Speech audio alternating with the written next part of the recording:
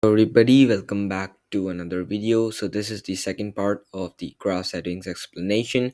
So in today's video I'm going to be explaining the macro trend and the wave analysis feature inside the graph settings.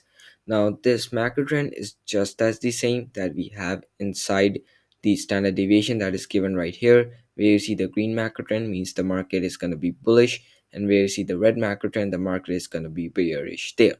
Now we can actually plot out this standard deviation macro trend into our charts. So we have the option right here. For the long, I'm going to choose the green color. I click on OK. Then the opaqueness, I'm just going to make it go to 105, because that opaqueness just looks alright and does not make my chart look messy. So just as I go to the short color, I'm going to go for reddish shade because the bearish is marked by red color. Okay, so I'm gonna also bring it down to 105. Now you can actually see that the same macro trend that we have right here is plotted out on this chart right here. Like right here we can see that we have the red macro trend inside the macro trend of the standard deviation, so we have the same thing right here. So it's simply just plotting out the standard deviation macro trend into the charts. Okay, so I usually keep this off because I want my charts clear so that I can look at the candles and look at the market behavior very clearly. Okay, so the next thing we have is the wave analysis, and in that we have the projection of waves.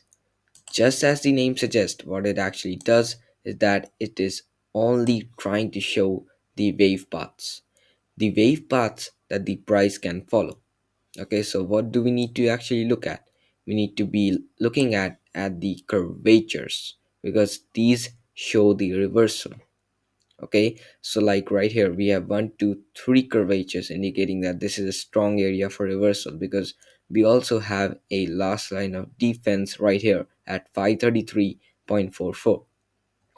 Also, like right here we have two waves right here in the 10% and the 20% band, indicating that there's going to be high probability of reversal from this area. So that is all it is trying to show. So this is the projection of the waves inside the graph settings in the wave analysis feature.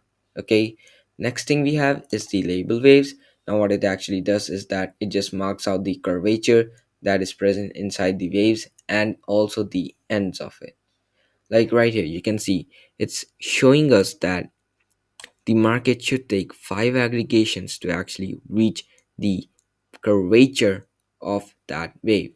Okay, so why is it showing 5 aggregations? Because it is trying to show a kind of a squeeze. Like right here the market is in a squeeze, so it's trying to show that the market should show a swift move to that curvature, a volatile move, right? Because to cross the market from 535.39 to 531.28, the market should be very quick and it should have some higher volatility.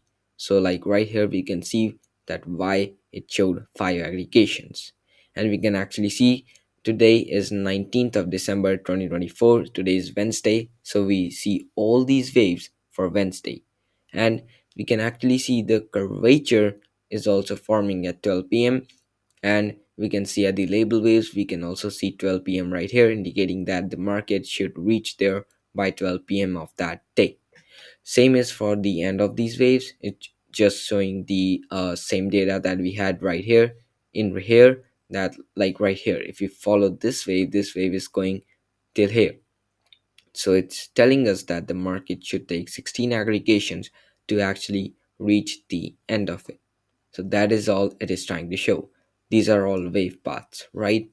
Next thing we have is the display hollow boxes. As I click on it, so what it actually does is that it just forms these candles that the market should ideally form at the curvatures and at the end of the waves. Okay, so this is the same that forms for above the pivot.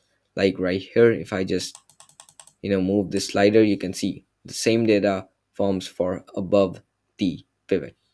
Okay, easy. So next thing we have is the wave projection bands. So what it actually does is that it's just trying to show the hollow boxes as a form of a range and forming a range off of it using the projection of waves also. So this is all calculated by the fractals and we are just simply using it. So you can see how easy it is for all of us to use it. And of course it's going to be a lot of more difficult for Mr. Russell to actually make out these features inside the fractals for us to use. Okay, so we have these probable ranges that the market should be in. Like right here, we can see that it's trying to show that the market should stay in that particular range below the pivot, and same is for above the pivot. Okay, so that is all it is trying to show. Next thing we have is the hollow box labels. Now it just labels out the high and the low of that probable range wherever we have these boxes or candles. Okay, so next thing we have is the hide wave and the price moves beyond. Now this is pretty simple to understand, that it just hides the waves that the price has already crossed. Now how is that decided? Because the market just simply looks at the price of the curvature. Like right here, the curvature was 531.26 and the market is currently at 531.12, so it's below it, right? And we are below the pivot, so of course it's going to take that into consideration. And as I click on it, that wave is going to disappear. Okay, so it just disappeared, right? And we just saw the reason of it. Great. So this was all that we needed to know about the wave analysis and the macro trend. Now these are pretty easy tools. Now whenever you get the access to the fractals, you can just try them out. These are pretty useful. And you can see right here that the mean wave actually showed fear in the 20% band region, right? So it's indicating that there is more downside fear. And today we had FOMC2, so this candle actually formed because of FOMC, and we can see the mean wave actually performed well. So this is a live example of the mean wave working out, right? So our fear for the downside, so our bias worked out. So okay, so this was the end of the video. I'm gonna see you guys in the next one where I'm gonna be explaining the markers and the